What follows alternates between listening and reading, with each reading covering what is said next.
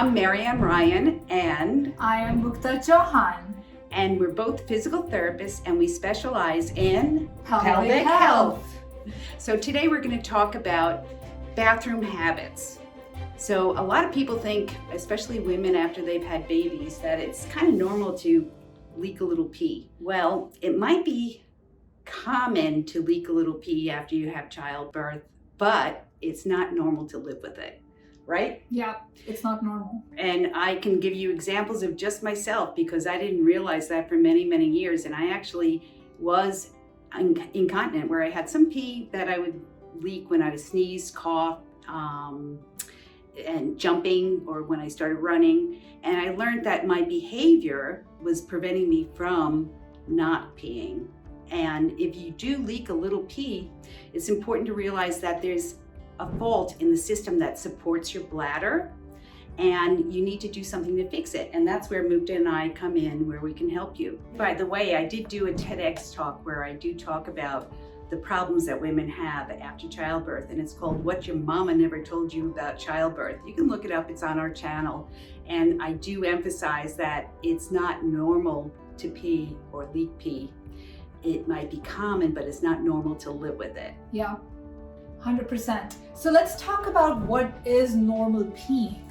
A lot of people think that they have either small bladder or they go to the bathroom a lot just because they're drinking a lot of water.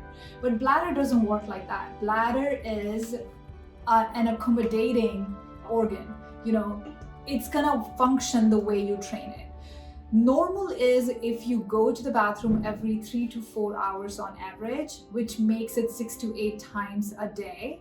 Some experts say it's okay to wake up once a night to go pee, but ideally you should not be waking up. So Mukta, how much water do you tell your patients, or fluids do you tell your patients to drink? Yeah. And is the different types of fluids make a difference when people have one of those two problems where they either leak or they have what you were calling, I think, frequency or overactive muscles?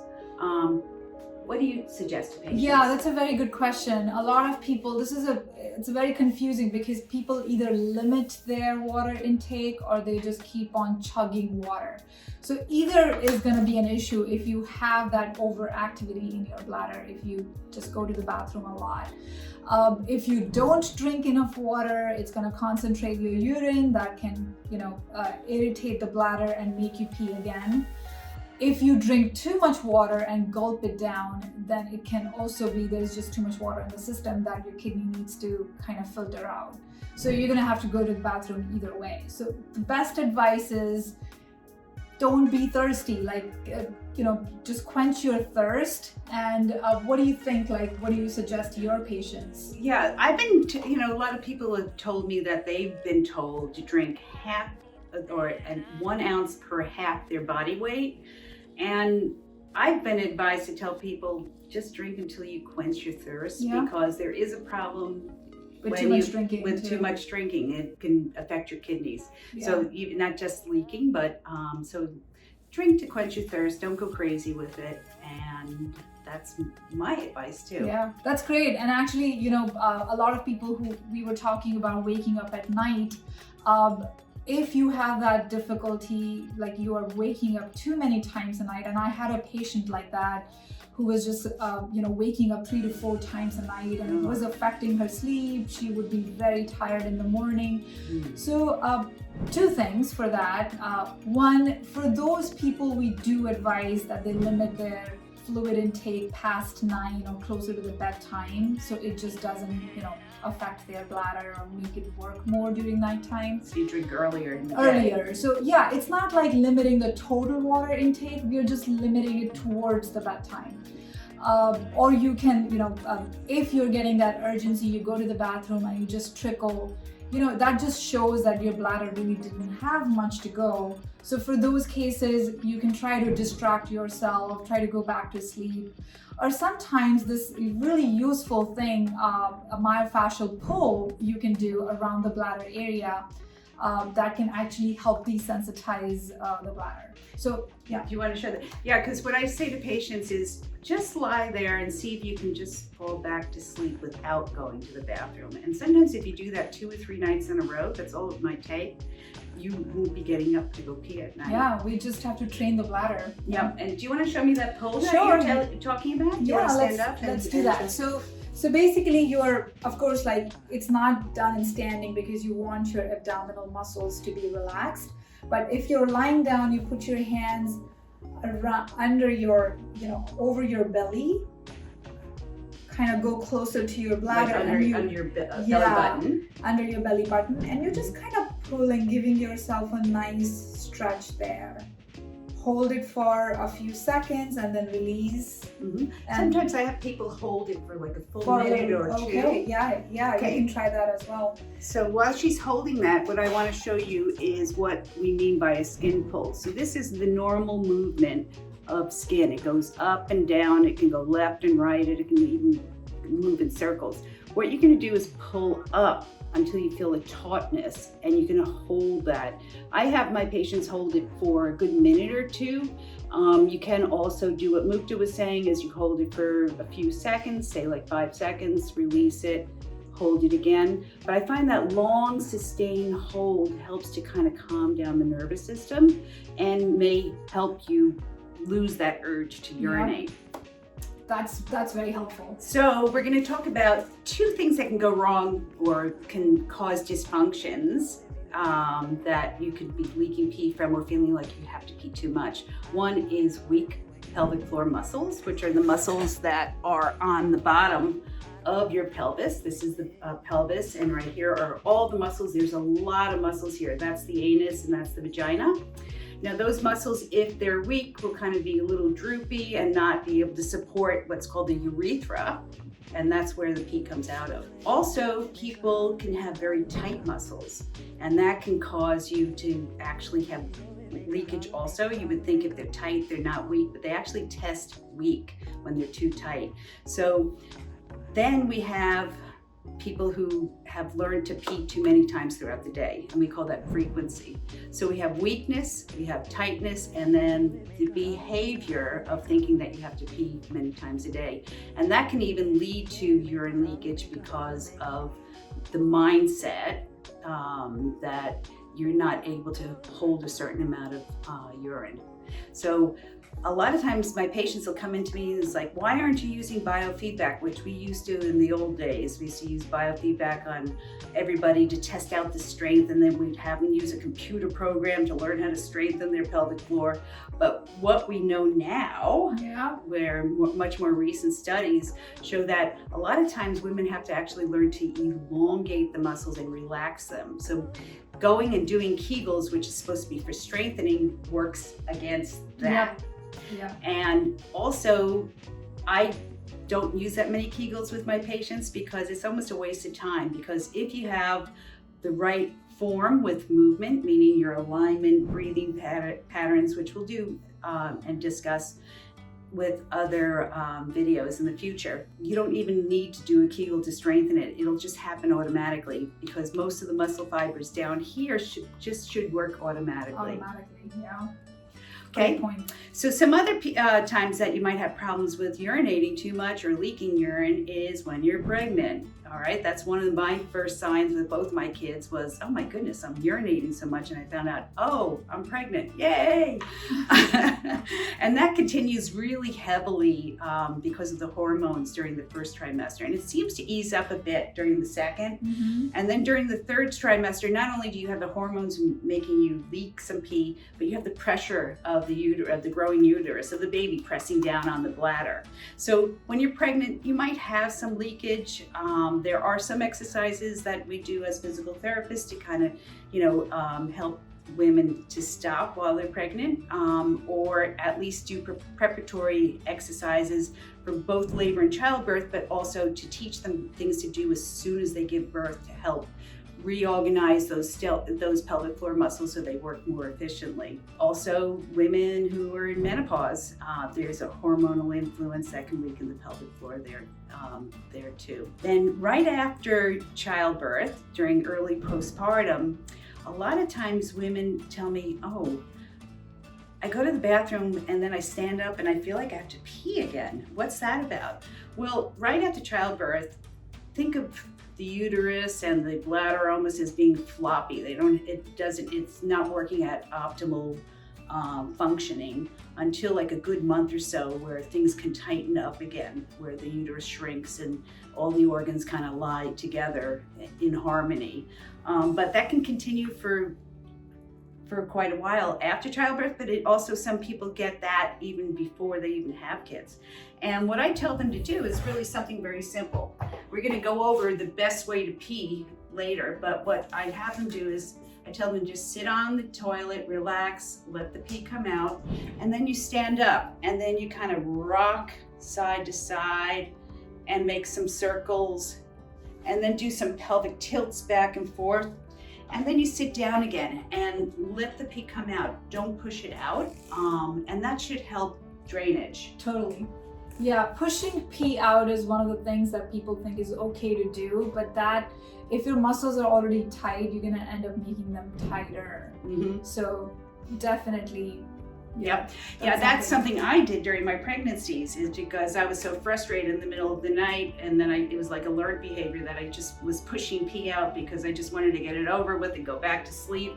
And then I kept on doing that, and that actually made me I was incontinent like for 20 years. It wasn't serious, it was more of a stress incontinence with sneezing and coughing, Mm-hmm. but it wasn't until I changed that behavior and then did certain exercises, which I have in the baby bod program, that help me recover. So I no longer I used to get up 2-3 times a night to go pee. I used to leak urine when I would go running or certain sports like tennis, laughing even sometimes, but all of that's better now. So Mukta's gonna demonstrate what is the optimal way to urinate. Go ahead, Mukta. Okay, so just pretend that I'm sitting on a toilet seat.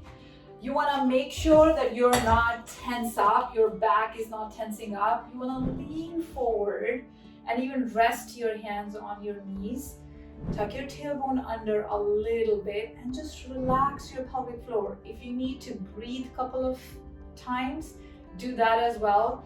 Relaxing the pelvic floor is super important before you start peeing, because if muscles are tight, you're gonna have to then work against them and push the pee out.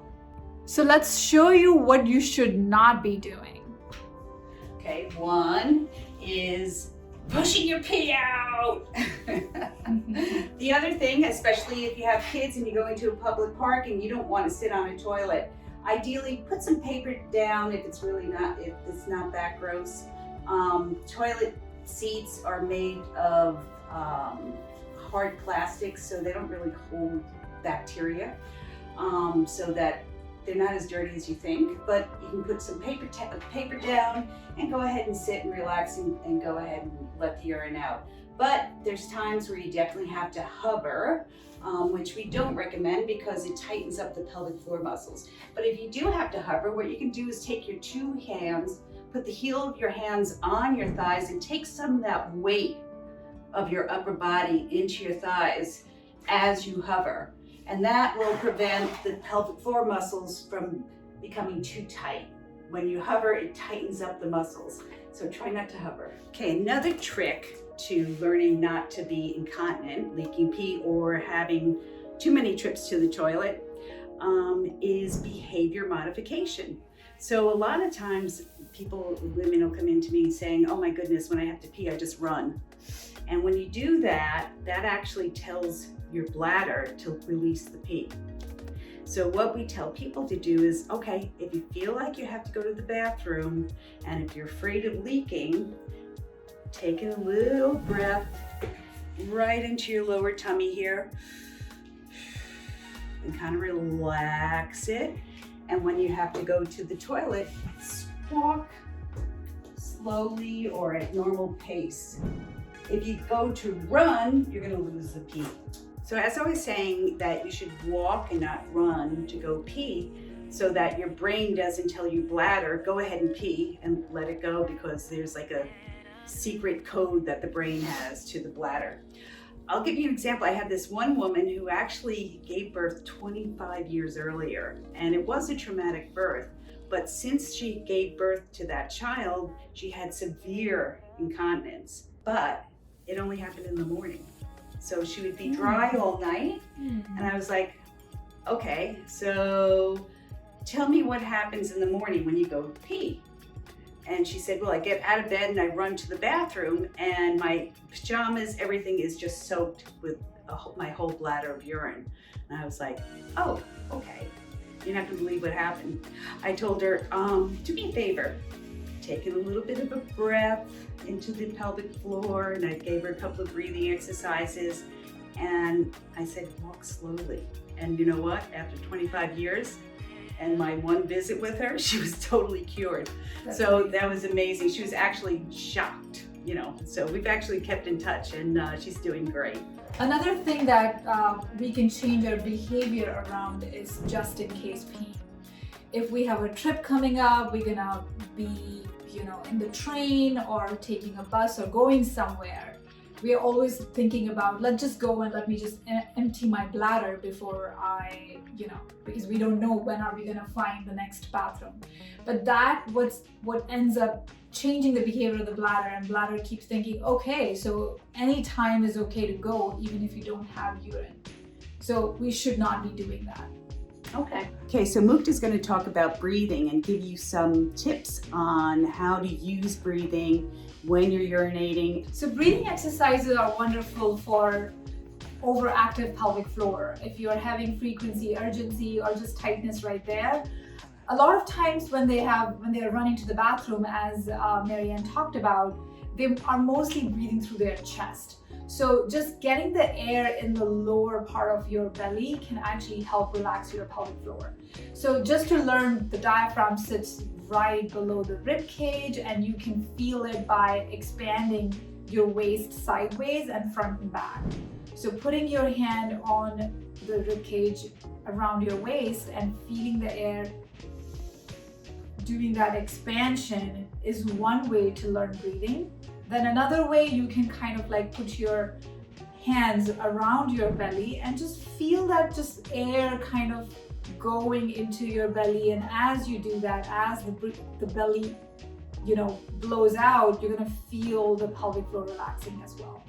And you don't have to do it multiple times. You can just sometimes breathe a couple of times, and that should help relax your pelvic floor as you're going to the bathroom.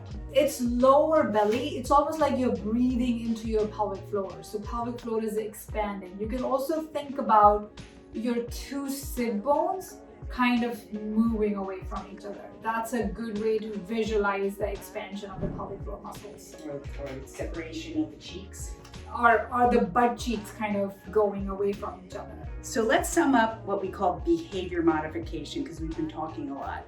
So in order to stop the need to pee several times a day, and in order to stop what we call just in case peeing, where just before you go to the grocery store, you might be with your kids, whatever, you're peeing just in case, or you get to a restaurant and you say, well, before we sit down for dinner, let me pee just in case. And then before you leave, let me pee just in case. And I've been out with a lot of my girlfriends who do that, and I keep on telling them, you're training your bladder to urinate too much, or to need to urinate.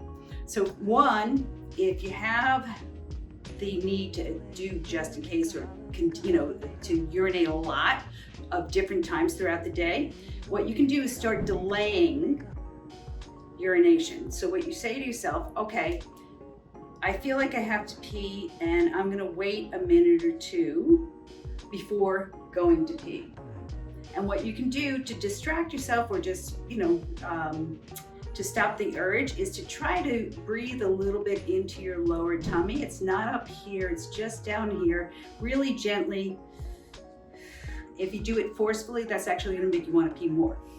So not forcefully, it's just little gentle